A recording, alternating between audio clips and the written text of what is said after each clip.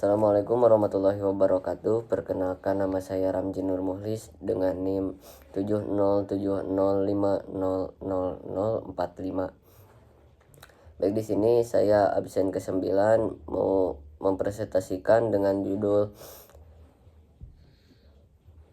Teknologi Komputer Masa Depan.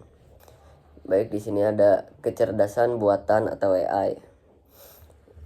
Di poin yang pertama ada machine learning. Itu adalah cabang AI yang membuat komputer bisa belajar dari data tanpa harus diprogram secara langsung. Contohnya rekomendasi YouTube dan deteksi wajah. Lanjut, yang kedua ada AI generatif untuk konten kreatif.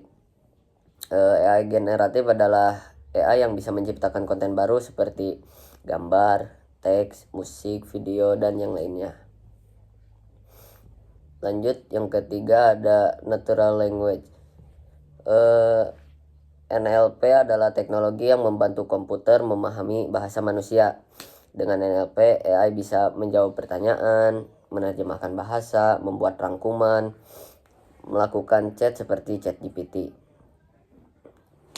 Selanjutnya ada AI dalam kehidupan sehari-hari.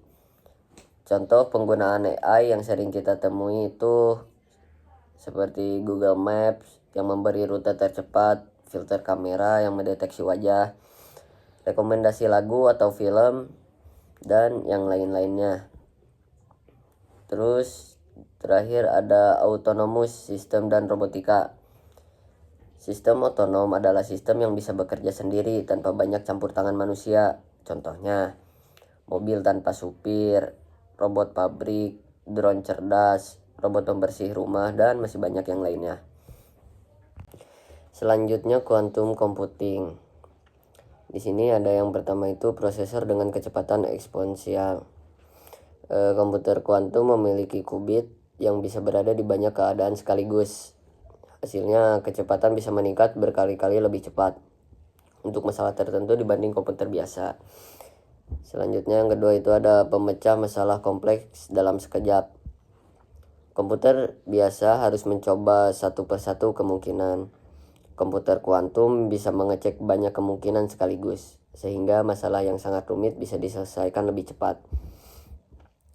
Selanjutnya yang ketiga, revolusi dalam kriptografi dan keamanan. Quantum computing dapat membongkar sistem ekspresi lama lebih cepat, menciptakan kriptografi kuantum yang jauh lebih aman. Ini bisa mengubah cara dunia melindungi data. Baik, selanjutnya virtual dan augmented reality. Di situ yang pertama ada pengalaman imersif yang realistis. Ada VR atau AR yang membuat pengguna seolah-olah benar-benar berada di dunia digital atau melihat objek virtual menyatu dengan dunia nyata. Selanjutnya metaverse dan dunia virtual. Teknologi ini jadi dasar metaverse, yaitu ruang virtual untuk berinteraksi, bekerja, belajar, dan bersosialisasi secara online. Selanjutnya AR untuk pendidikan dan penelitian. AR membantu belajar lebih interaktif, misalnya menampakkan objek 3D untuk pelajaran atau simulasi pelatihan. Selanjutnya virtual meeting dan kolaborasi. Pertemuan online terasa lebih nyata karena peserta bisa hadir sebagai avatar dan berinteraksi di ruang virtual. Terus gaming generasi baru. Game jadi lebih imersif karena pemain bisa masuk langsung ke dalam dunia game dan berinteraksi secara natural. Oke, selanjutnya ada brain computer interface. Di poin pertama itu ada kontrol perangkat dengan pikiran. BCI memungkinkan seseorang mengendalikan komputer atau alat, misalnya kursi roda atau protestik, hanya dengan sinyal otak. Terus ada komunikasi langsung otak ke komputer. Sinyal dari otak diterjemahkan langsung menjadi perintah tanpa perlu keyboard, mouse, atau dan yang lainnya. Selanjutnya ada terapi medis untuk kondisi neurologis. Itu digunakan untuk membantu pasien stroke, lumpuh, atau gangguan saraf agar bisa berkomunikasi atau bergerak kembali. Lanjut,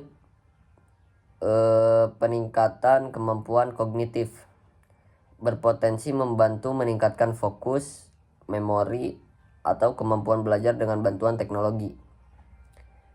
Selanjutnya, integrasi manusia dengan teknologi menghubungkan kemampuan alami manusia dengan sistem digital, membuat interaksi manusia mesin jadi lebih erat. Baik, selanjutnya kesimpulan. Perkembangan teknologi membawa dampak besar terhadap kehidupan dan pekerjaan manusia. Teknologi tidak hanya meningkatkan produktivitas dan efisiensi, tetapi juga menciptakan tantangan baru terkait etika dan privasi. Untuk menghadapi perubahan ini diperlukan kemampuan adaptasi dan pembelajaran yang berkelanjutan. Masa depan akan semakin terhubung dan cerdas, sehingga individu dan organisasi harus siap memanfaatkan peluang sekaligus mengelola risiko yang muncul. Terima kasih.